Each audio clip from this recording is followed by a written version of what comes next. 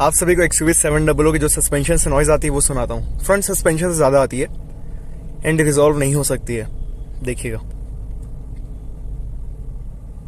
अभी एक कार है 15 की स्पीड से 17। देखा आपने?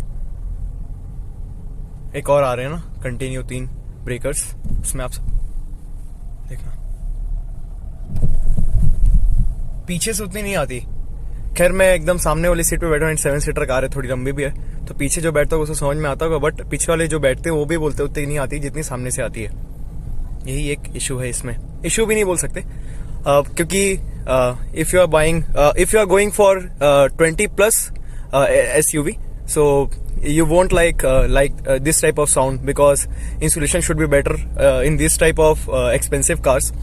तो यही इस वीडियो के थ्रू कन्वे करना चाह रहा था कि थोड़ा सा बस, बिकॉज इस रेंज की अगर आप कार देखते हैं जैसे कि सफारी हो गई, भाई कितना साइलेंट कैबिन है उसका।